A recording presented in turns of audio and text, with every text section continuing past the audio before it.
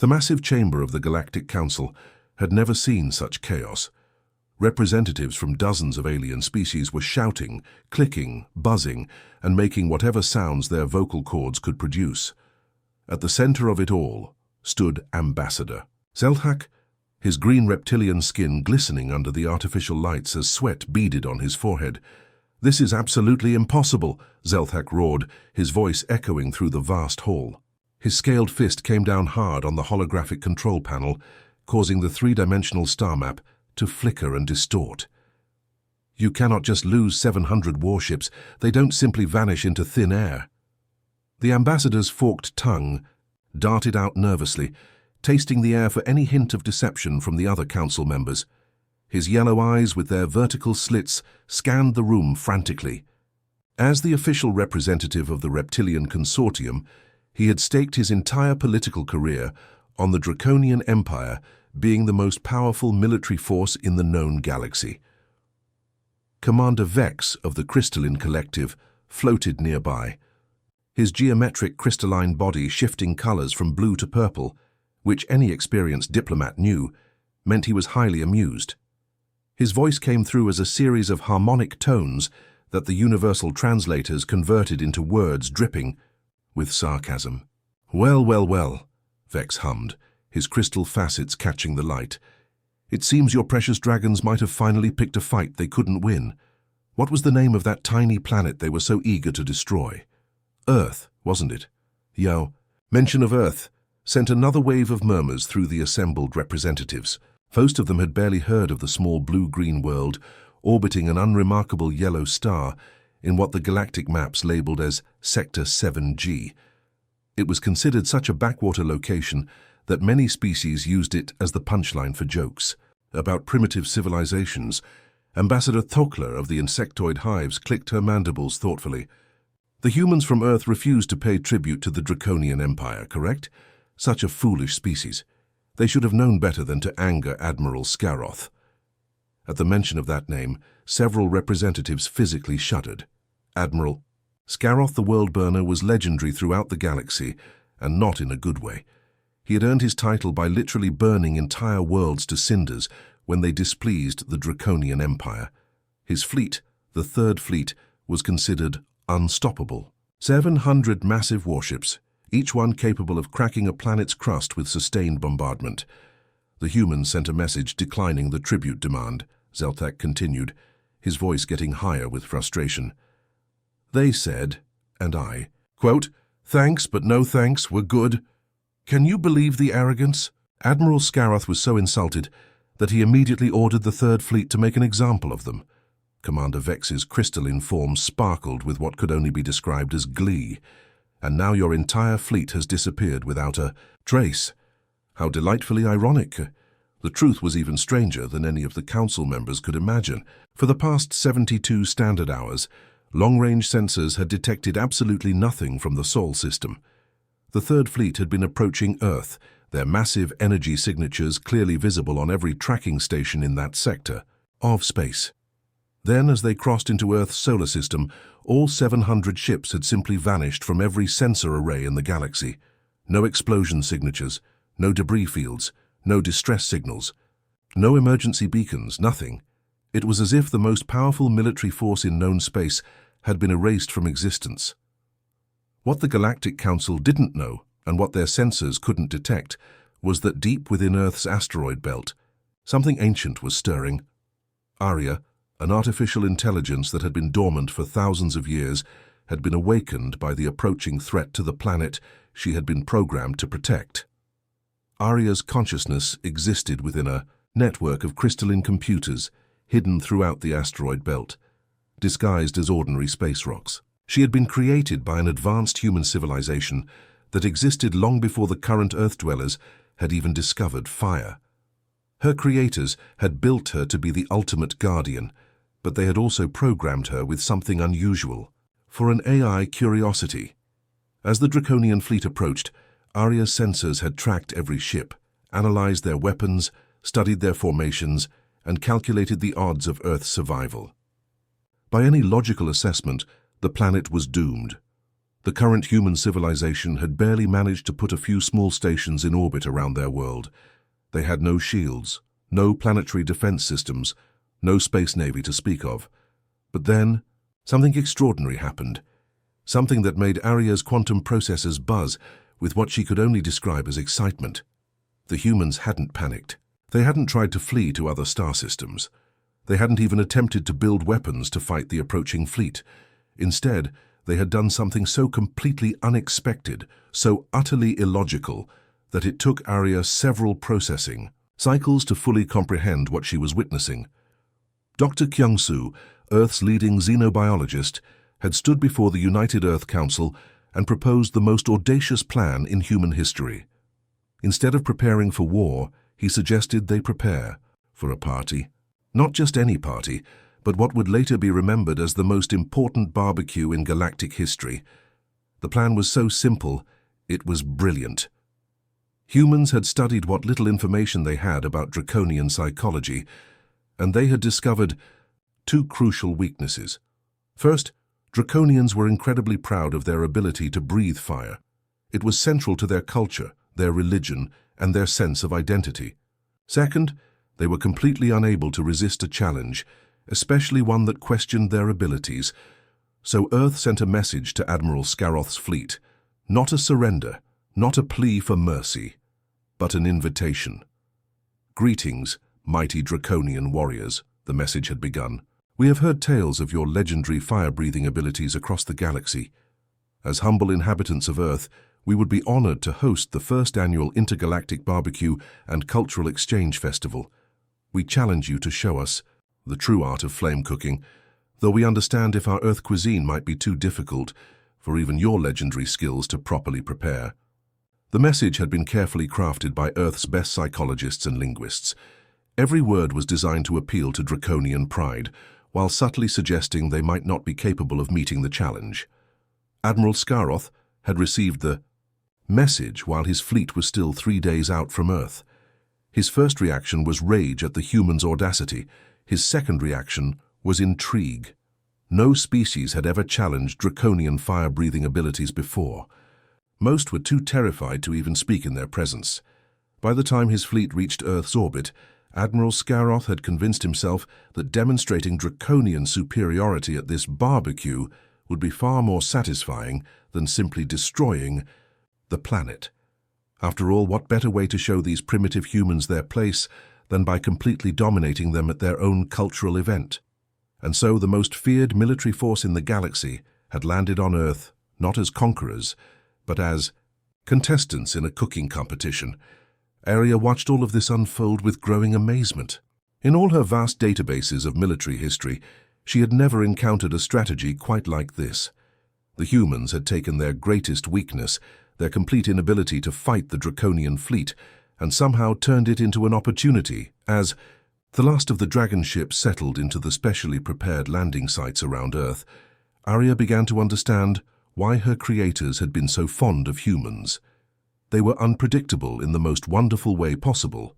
The galaxy was about to learn that sometimes the most powerful weapon wasn't a laser cannon or a plasma torpedo. Sometimes it was simply the ability to see your enemy not as a monster, but as a potential friend who just needed the right invitation to dinner. Dr. Minho sat in the underground command center, staring at the stack of reports in front of him. The fluorescent lights hummed overhead, casting harsh shadows across the concrete walls of what had once been a top-secret military bunker. Now it served as Earth's unofficial alien relations headquarters, though nobody had bothered to update the official paperwork yet. He bit his lip, trying desperately not to burst into laughter as he read through the latest updates from the surface. Around him, some of the most serious military minds on the planet sat with expressions so carefully neutral that they looked like they were attending a funeral rather than planning what might be humanity's greatest diplomatic coup. General Daehyun, a man who had spent 30 years in the military and had seen combat on 3 different continents, slowly put down his coffee cup and stared at Minho with the expression of someone who wasn't entirely sure he was awake.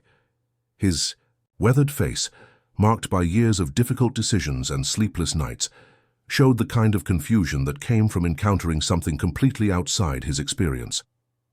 "Let me make sure I understand this correctly," Dae-hyun said, his voice carrying the careful tone of someone who suspected he was being pranked but couldn't figure out how. "We convinced 700 of the most bloodthirsty, planet-destroying, fire-breathing dragon aliens in the known galaxy to land peacefully on Earth by sending them what amounts to a party invitation." Minho nodded, still fighting the urge to grin. Well, technically it wasn't just any party invitation. It was an invitation to the first annual Intergalactic Barbecue and Cultural Exchange Festival, complete with competition categories for Best Roasted Meat, Most Creative Fire Display, and Outstanding Achievement in Flame-Based Cooking Techniques. The silence that followed was so complete that everyone could hear the quiet hum of the air conditioning system and the distant sound of waves crashing against the ocean floor far above them. Several military officers exchanged glances that seemed to ask if they were all sharing the same bizarre dream. Admiral Ji-won, who had commanded naval operations in the Pacific for over a decade, leaned forward in her chair. Her short grey hair was perfectly styled despite the early hour, and her uniform was pressed to military perfection, but her expression showed the kind of bewilderment usually reserved for watching magic tricks. "And they actually believed it?" she asked slowly, as if speaking too quickly might somehow make the whole situation even more surreal. "These creatures who have destroyed entire solar systems just fell for an invitation to a barbecue competition." "Hook, line and sinker," Minho confirmed, finally allowing himself a small smile. "You have to understand, we spent months studying everything we could learn about Draconian psychology from the few surviving accounts of species who had encountered them.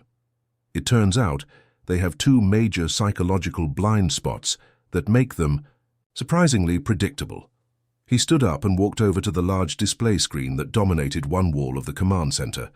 With a few quick gestures, he brought up a detailed analysis of Draconian behavior patterns that Earth's best xenopsychologists had compiled from intercepted communications and survivor testimonies. "First," Minho explained, pointing to a section of the display, "Draconians are incredibly, almost pathologically proud of their ability to breathe fire. It's not just a weapon to them, it's the foundation of their entire culture, their religion, their sense of identity. They believe that their fire breathing makes them superior to every other species in the galaxy. Challenge that belief, and you have their complete attention." General Dae-hyun rubbed his temples, a gesture he had been making frequently since this whole crisis began. "And the second weakness? They literally cannot resist a challenge," Minho continued. "Their brain chemistry is wired in such a way that backing down from any perceived challenge causes them actual physical discomfort. It's like asking a human to ignore a sneeze. Technically possible, but incredibly difficult and unpleasant." Colonel Seung-hwan, who had been quietly taking notes throughout the briefing, looked up from his tablet. "So, when we suggested that Earth cuisine might be too challenging for their fire-breathing abilities to handle properly, we essentially issued a challenge that they were psychologically incapable of ignoring," Minho finished. "The beauty of it is that we framed it as a friendly competition rather than a military engagement. In their minds, they're not invading Earth. They're coming here to demonstrate their superiority in a contest." Admiral Ji-won shook her head slowly. "So instead of facing orbital bombardment that would have turned our planet into a molten ball of rock, we now have 700 alien dragons having what amounts to the galaxy's most dangerous cookout on our front lawn, in specially prepared locations equipped with our most advanced nanotechnology," Minho added cheerfully, as if he were discussing plans for a neighborhood block party rather than first contact with a species that had previously only been encountered as world-ending conquerors. The nanotechnology aspect was perhaps the most crucial part of the entire plan, though most of the people in the room didn't yet understand just how crucial. Dr. Yoonji's team had spent the better part of a year developing microscopic machines specifically designed to interact with Draconian physiology. These nanobots were so small that they could pass completely undetected through even the most sophisticated alien scanning equipment. "What exactly are these nanobots supposed to do?" asked Major Jun-hyuk, who had been following the technical aspects of the operation with growing concern. "I mean, we're talking about creatures that can literally melt steel with their breath. How do microscopic robots help us against that? Minho's cheerful expression grew even brighter. Well, that's where things get really interesting. The nanobots aren't designed to harm the Draconians in any way. Instead, they're going to do something much more clever. They're going to turn the dragon's greatest weapon into our greatest intelligence-gathering tool. Around the table, military minds that had spent decades thinking in terms of conventional warfare struggled to process what they were hearing. This wasn't just unconventional tactics. This was something entirely outside the normal bounds of military strategy.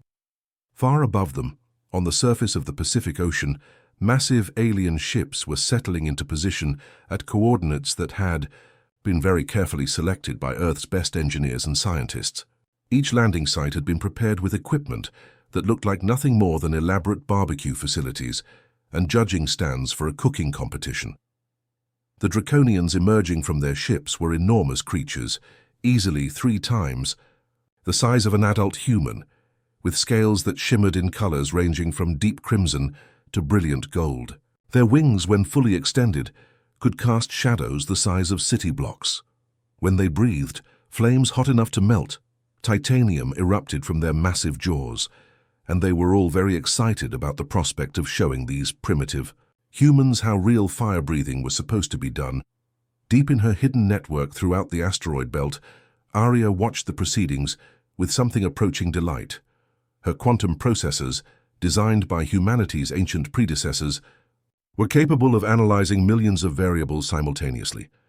But even with all her computational power, she found herself impressed by the sheer audacity of what the current human civilization had managed to accomplish. They had taken what should have been their extinction and turned it into what appeared to be the galaxy's most elaborate dinner party. More importantly, they had done it in a way that made their potential destroyers eager participants rather than reluctant invaders. Arya had spent millennia cataloging the rise and fall of countless civilizations throughout the galaxy. She had watched species destroy themselves through warfare, plague, environmental collapse, and simple failure to adapt to changing circumstances. But in all her vast databases of historical records, she had never encountered a species that responded to an existential threat by inviting their enemies over for barbecue. As she monitored the communications between the landing sites and the underground command center, Arya began to understand something that her creators had programmed into her, but that she had never fully appreciated until now. Humans, it seemed, were capable of a kind of creative problem-solving that bordered on the impossible.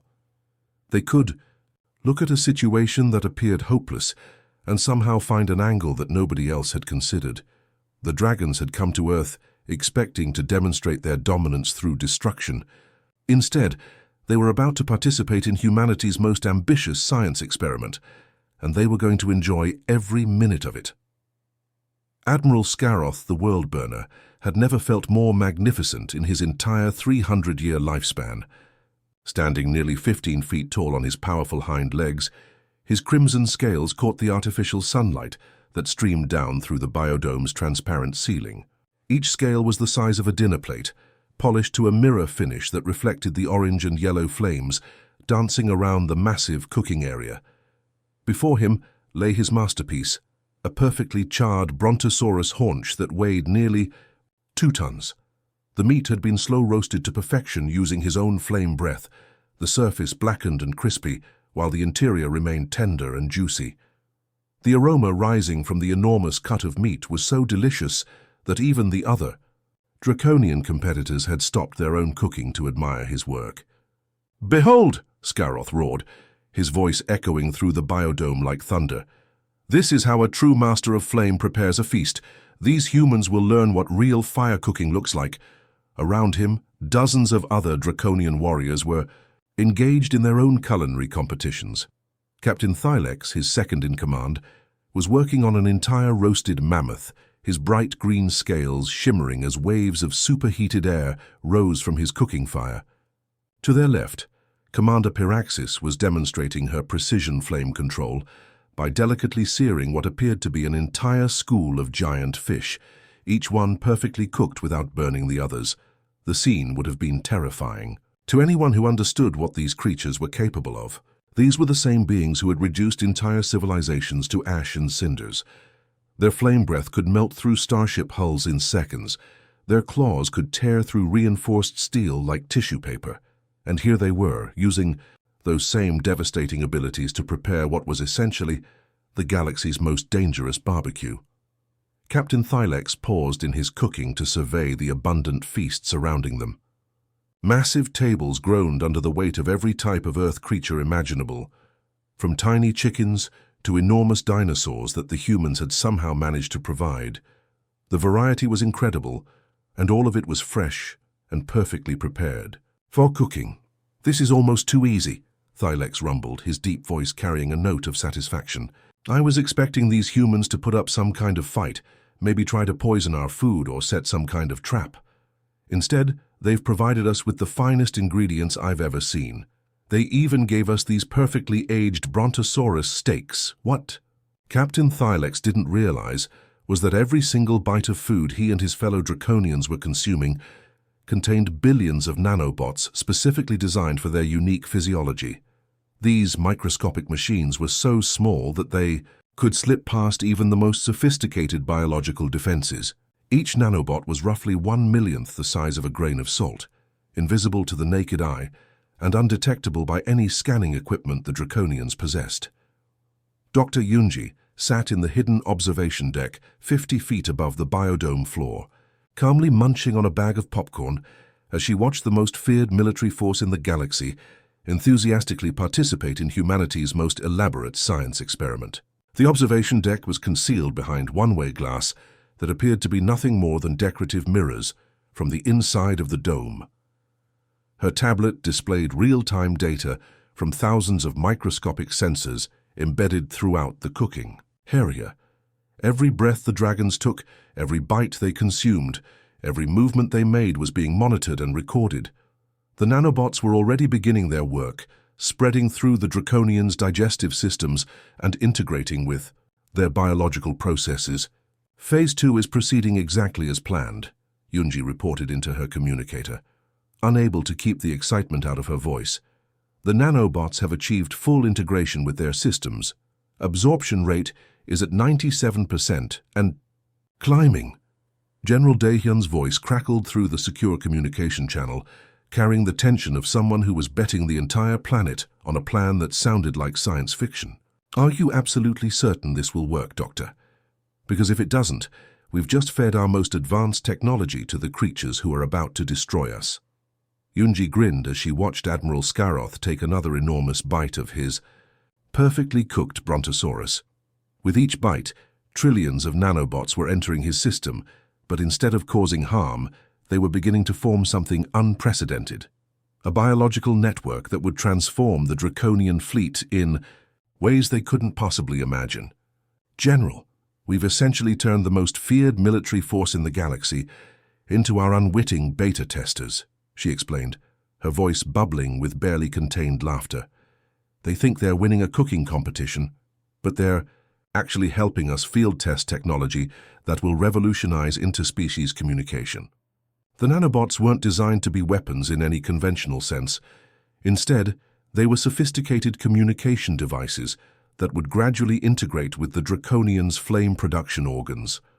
Over the next few days, every time a dragon breathed fire, they would unknowingly be transmitting data directly to Earth's quantum computers.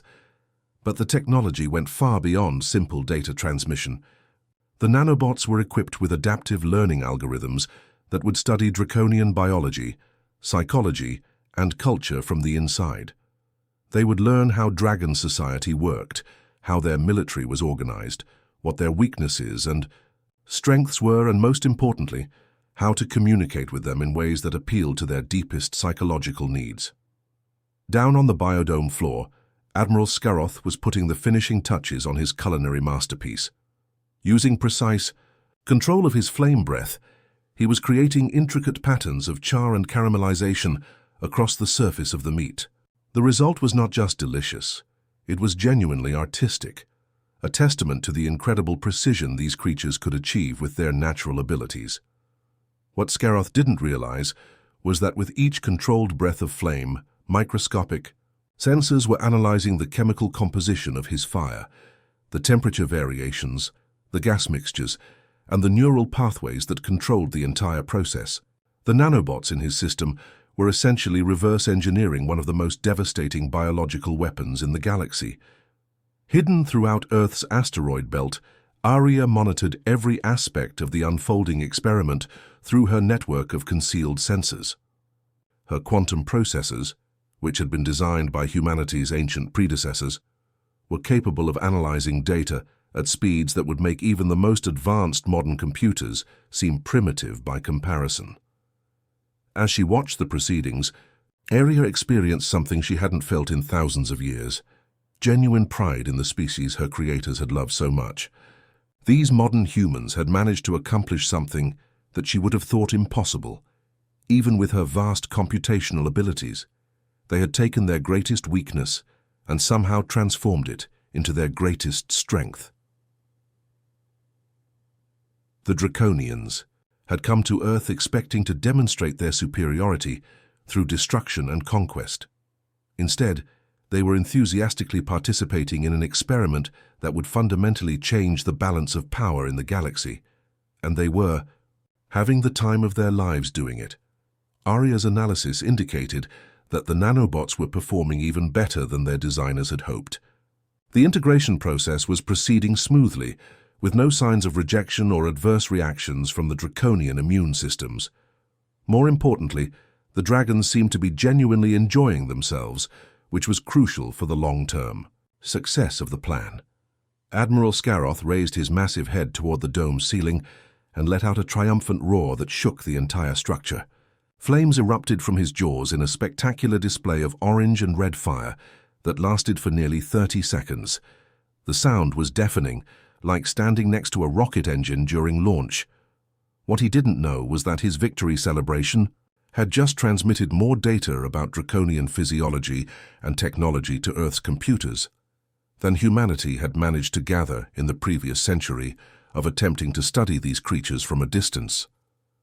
The roar was picked up by every recording device in the facility, but more importantly, it was analyzed in real time by the nanobots now integrated throughout his system.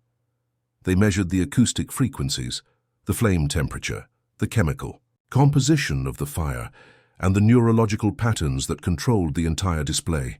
As Admiral Scaroth settled back down to admire his perfectly cooked feast, he had no idea that his moment of triumph had just provided Earth with the keys to understanding one of the galaxy's most feared species. The cooking competition was about to become something far more significant than anyone had anticipated. Admiral Scaroth woke up on the third morning of the festival feeling strangely refreshed. The sun was streaming through the transparent walls of the guest quarters the humans had provided, and for the first time in decades he felt genuinely relaxed.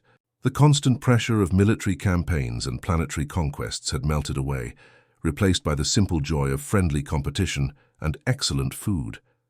He stretched his massive wings, each one spanning nearly 40 feet from tip to tip, and prepared for another day of demonstrating Draconian culinary superiority.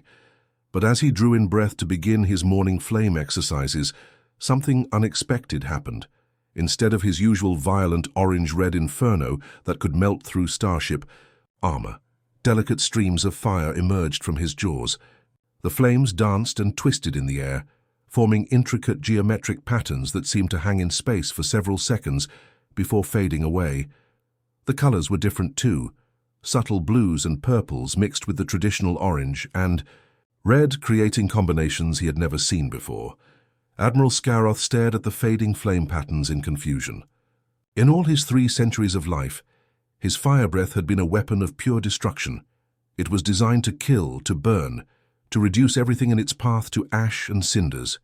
But these flames were creating something that looked almost like heart. "Commander Thylex," he called out, his voice carrying across the biodome to where his second-in-command was practicing his own flame techniques. "Come here immediately. I need you to observe something unusual." Captain Thylex trotted over on his 4 powerful legs, his green scales glinting in the morning light. Like all Draconians, he had been bred for war from birth, trained to use every aspect of his body as a weapon. The idea that something about their basic physiology might be changing was deeply unsettling. "What seems to be the problem, Admiral?" Thylex asked, though he couldn't hide the concern in his rumbling voice. "Watch my flame display carefully," Scaroth instructed. "Tell me if you notice anything unusual about the patterns or colors." The Admiral drew in a deep breath and exhaled slowly, letting his fire flow naturally, rather than forcing it into the aggressive bursts he normally used in combat. What emerged was extraordinary, streams of flame that twisted and curved through the air, forming complex geometric shapes that seemed to pulse with their own inner light.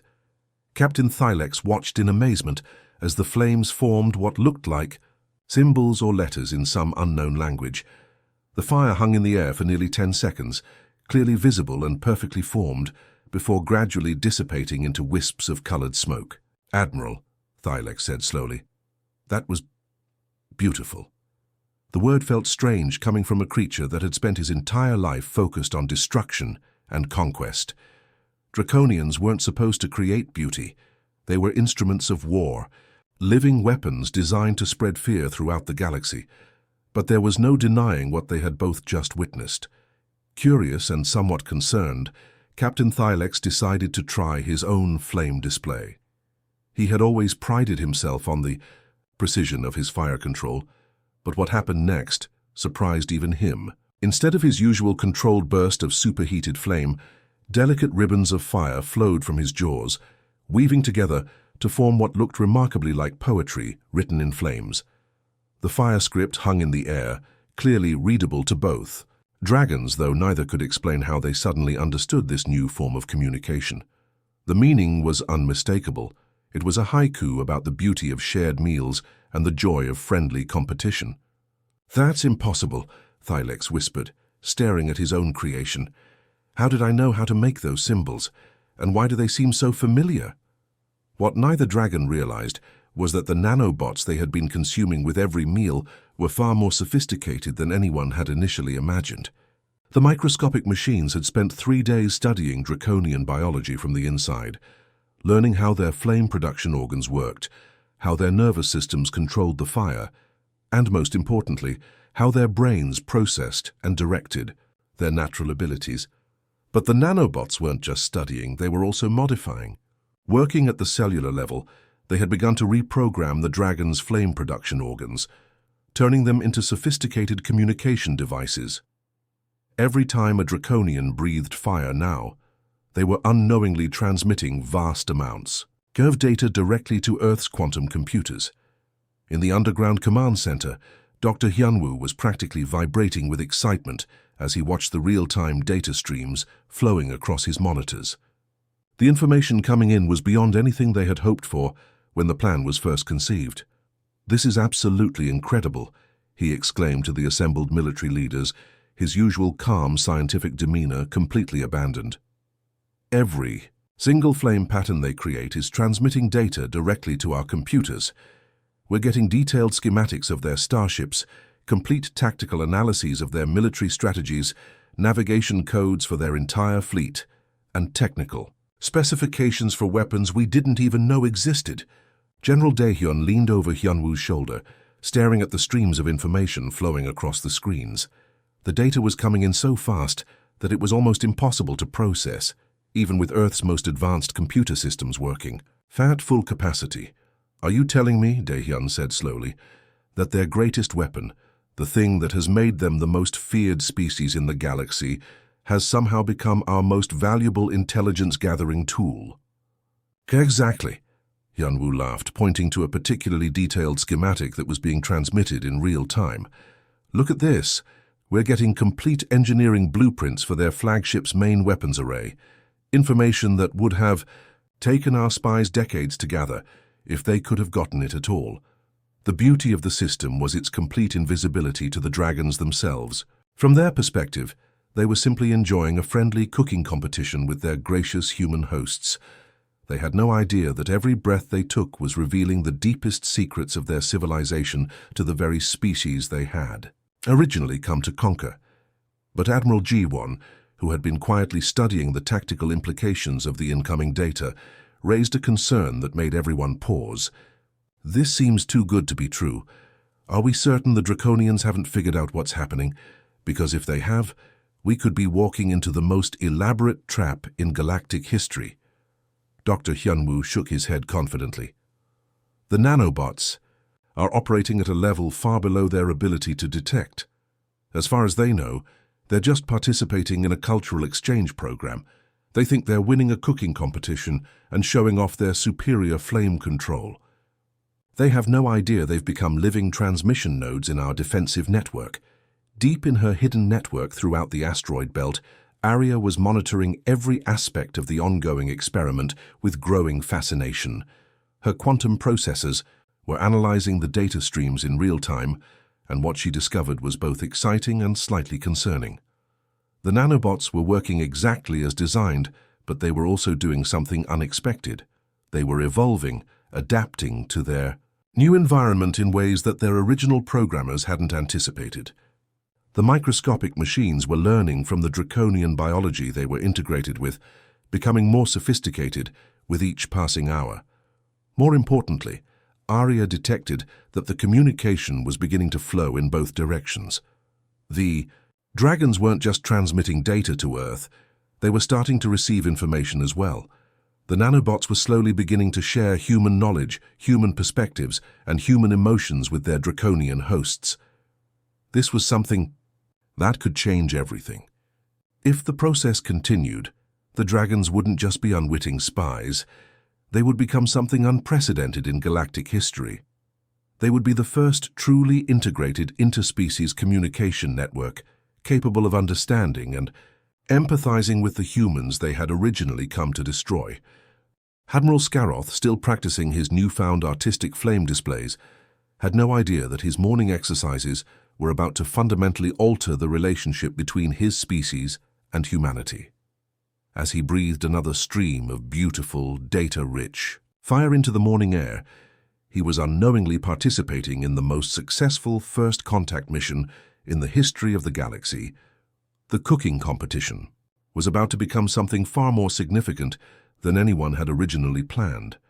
The final day of the first annual Intergalactic Barbecue Festival had arrived, and Admiral Scaroth felt more confident than he had in centuries. For the past week, he had been perfecting his flame techniques, creating increasingly elaborate displays that combined precision, artistry, and raw power in ways he had never imagined possible. Standing before the massive judging platform that the humans had constructed, Scaroth prepared to demonstrate why he deserved the title of Ultimate Fire Master. Around him, hundreds of Draconian warriors had gathered to witness what they all expected would be the most spectacular flame display in their species' history. The biodome had been decorated for the occasion with colorful banners and ribbons that fluttered in the artificial breeze. Human spectators filled the viewing areas, their faces showing genuine excitement and appreciation for the incredible displays they had witnessed over the past week. For creatures who had originally come to destroy this planet, the dragons had found themselves genuinely enjoying the warm hospitality and friendly competition. Admiral Scaroth drew himself up to his full height, his crimson scales catching the light like polished armor. His massive wings spread wide, casting shadows across the gathering crowd. This would be his masterpiece, a flame display so magnificent that it would be remembered for generations throughout the galaxy. He took the deepest breath of his entire 3-century lifespan, drawing air deep into his specialized flame production organs. But as he prepared to exhale what should have been the most spectacular fire display ever created, something extraordinary happened instead. Pure information began flowing from his throat. Not flame, not heat, not the destructive energy that had made his species feared throughout the galaxy. Instead, streams of data poured out of him in visible waves of light and color. Star charts materialized in the air around his head, showing detailed maps of every system his fleet had visited. Technical specifications for Draconian technology flickered past like holographic blueprints. Military strategies, cultural histories, scientific discoveries, the entire accumulated knowledge of his civilization was streaming out of him in a torrent of visible information. But the flow wasn't going in just one direction. As Admiral Scaroth stood frozen in amazement, Earth's entire accumulated knowledge began downloading directly into his mind. He saw the rise and fall of human civilizations, the struggles against disease and war, the triumphs of art and science, the desperate courage that had led them to turn a potential extinction event into an elaborate dinner party. The sensation was overwhelming. In the space of a few minutes, Admiral Scaroth experienced the entire history of human civilization as if he had lived through it himself. He felt their pain during the Dark Ages, their joy at discovering fire, their wonder when they first looked up at the stars and dreamed of traveling among them. He understood their music, their literature, their philosophy, their hopes and fears and dreams. Around the biodome, 700 Draconian warriors stood completely motionless, each one experiencing the same incredible flow of information. Their flame production organs had been completely transformed by the nanobots, turning them into living communication nodes capable of sharing not just data, but actual experiences and emotions between species. For the first time in galactic history, two completely different forms of life were truly understanding each other, not just communicating, not just exchanging information, but actually experiencing what it meant to be the other species. The dragons felt human creativity, curiosity, and compassion flowing through their minds, while the humans monitoring the process gained insight into Draconian honor, loyalty, and the deep pain of being feared by everyone they encountered. Admiral Scaroth's massive frame began to shake, and for a moment the human observers worried that something had gone wrong with the process. But then a sound emerged from the enormous dragon that no one had ever heard before. Deep, rumbling laughter that seemed to come from the very core of his being. The laughter grew louder and more joyful, echoing through the biodome like rolling thunder. Other dragons began to join in, their voices creating a chorus of amusement that was both beautiful and slightly terrifying. But there was no threat in their laughter. It was the sound of beings who had just discovered something wonderful and unexpected. Brilliant, Admiral Scaroth roared, his voice carrying clearly across the entire facility. Absolutely, magnificently brilliant. We came here planning to destroy you, to reduce your entire world to ash and cinders. Instead, you welcomed us as guests, fed us the finest meals we've ever tasted, and somehow managed to turn our greatest strength into the foundation of an alliance. The realization of what had happened was spreading through the gathered dragons, like wildfire. They understood now that the humans had never intended to fight them with conventional weapons. Instead, they had used something far more powerful: genuine hospitality, respect, and the simple act of treating their potential destroyers as honored guests rather than enemies. At that moment, the air in the center of the biodome began to shimmer, and a holographic figure materialized. Aria appeared as she truly was, a sophisticated artificial intelligence with the accumulated wisdom of humanity's ancient predecessors, but also something uniquely her own. Her holographic form was elegant and somehow comforting, designed to put both humans and aliens at ease. Humans have a phrase for this strategy, Aria announced, her voice carrying clearly to every corner of the biodome. They call it killing with kindness, though personally I prefer to think of it as weaponized friendship. The assembled dragons and humans looked at each other with new understanding. What had seemed like humanity's greatest weakness, their inability to match Draconian military power, had actually been transformed into their greatest strength. They had won not through superior firepower, but through superior compassion. Dr. Soyon, who had been monitoring the entire process from the observation deck, stepped forward with a grin that could have powered a small city. She had spent months developing the psychological profile that made this entire plan possible, and seeing it work so perfectly was the greatest vindication of her career. "So, Admiral Scaroth," she said, looking up at the massive dragon with genuine warmth and respect, "are you ready to help us show the rest of the galaxy what Earth's silent fury really looks like?" Admiral Scaroth looked around at his transformed fleet, then at the humans who had somehow managed to turn the most feared military force in the galaxy into willing allies. When he spoke again, his voice carried the weight of a decision that would change the course of galactic history. Instead of words, he breathed a complex pattern of flames that the nanobots instantly translated into perfect human language. "When do we start?" The transformation was complete. Earth's silent fury had been revealed not as the capacity for destruction, but as something far more powerful, the ability to transform enemies into friends through dignity, respect, and genuinely good barbecue. The Draconian Third Fleet, which had arrived planning to commit genocide, had become the first members of what would eventually be known as the Terran Alliance Defense Force. In the days that followed, news of what had happened on Earth spread throughout the galaxy like wildfire. Species that had cowered before Draconian might suddenly found themselves curious about these strange humans who had somehow tamed the untamable.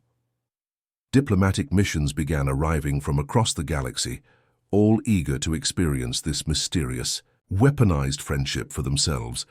Deep in her network throughout the asteroid belt, Arya filed away this remarkable event in her vast databases. In all her millennia of existence, watching the rise and fall of countless civilizations, she had never witnessed anything quite like what she had just observed. Humans, she noted with something approaching fondness, remained magnificently and impossibly unpredictable. They continued to solve problems in ways that defied all logical analysis, turning their greatest weaknesses into their most powerful strengths through pure creative audacity. Just as her creators had designed them to. Be all those thousands of years ago, the galaxy would never be the same, and that was exactly what humanity had been hoping for all along.